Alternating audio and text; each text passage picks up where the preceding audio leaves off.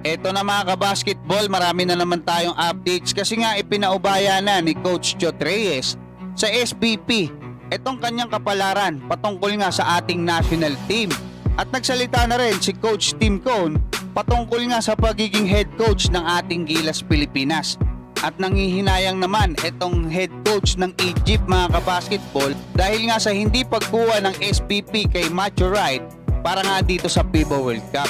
At pag-usapan natin yung pinakamalaking dahilan kung bakit nga ba tinalo nitong South Sudan itong ating Gilas Pilipinas.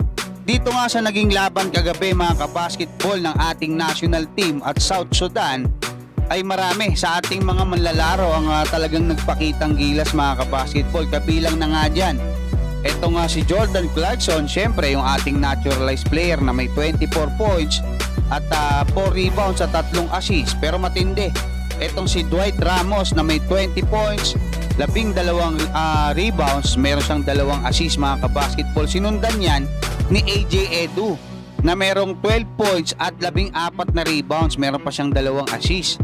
Sinundan naman yan itong ating pambatong si Kai Soto na may 8 points at merong 5 rebounds, 1 assist mga kabasketball. Meron pa siyang 3 blocks. Tapos mga kabasketball, sumunod na si Malonzo, 4 na puntos at 1 rebounds. At itong si AJ Edu, wala man siyang ipinuntos pero nakabutata siya ng 3. Maganda yung naging depensa niya, meron siyang 3 rebounds. Tapos mga basketball, lahat na no, wala nang punto. Si Japit Aguilar, 'di ba?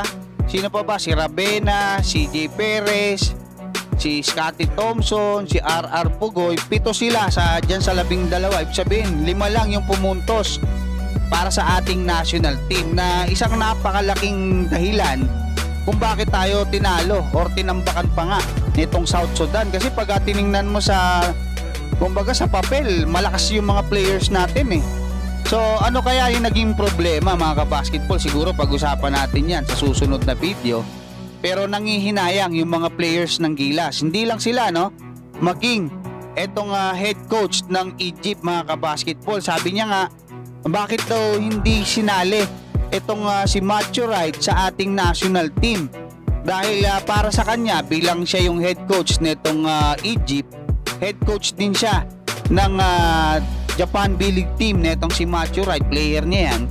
Ang naniniwala siya na malaki yung maibibigay na difference nitong si Matthew Wright. Kasi yung kanyang kumbaga yung ability niya na maka-shoot ng bola, especially sa 3-point na kailangan natin mga kabasketball. Kasi nga wala na nga si Jordan Heading eh. Tapos wala pa tayong Matthew Wright.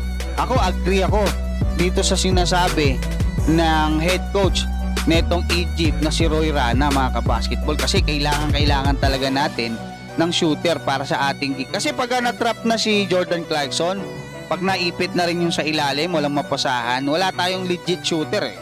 Dito naman sa naging pahayag ni Coach Jot Reyes, ay sinabi niya na kumbaga kinukuha niya yung full accountability, yung responsibility dito nga sa naging 4 na sunod na pagkatalo ng ating Gilas Pilipinas. At ayon sa kanya ay ipinauubaya niya na sa Samahang Basketball ng Pilipinas yung kanyang kapalaran para nga dito sa ating national team.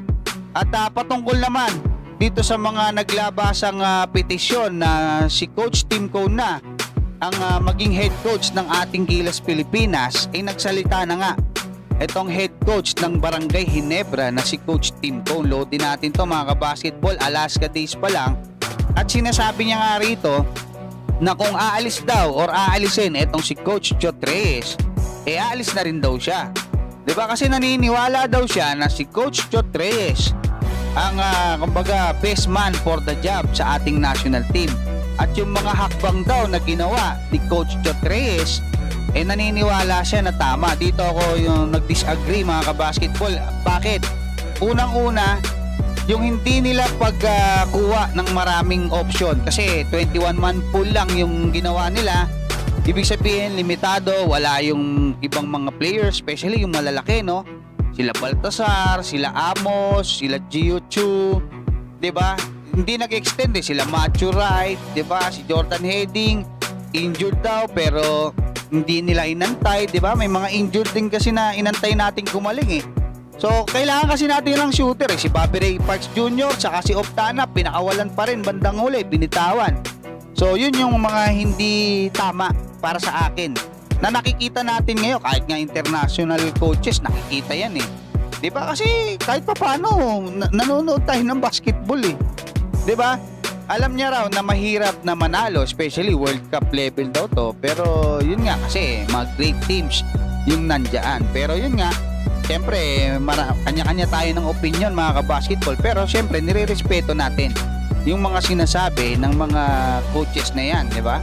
At ayon pa nga rito sa head coach ng Egypt mga kabasketball, kahit na nga raw may weaknesses or kahinaan, etong si Matthew Wright, iba pa rin. Kasi, di ba, pwede mo siyang gamitin sa maraming bagay eh. Shooter siya, kaya niyang mag-draw ng play, 'di ba? Catch and shoot, 'di ba? Shoot off the dribble. So, yun yung mga pinapaliwanag niya kasi matagal na pala siyang nakasubaybay dito kay Matthew Wright, kaya nga kinuha niya yan sa Japan B-League. So, yun mga kabasketball, ang tabayanan natin bukas itong laban ng ating Gilas Pilipinas at ng China. Hanggang dyan mga kabasketball, maraming salamat at God bless sa inyong lahat.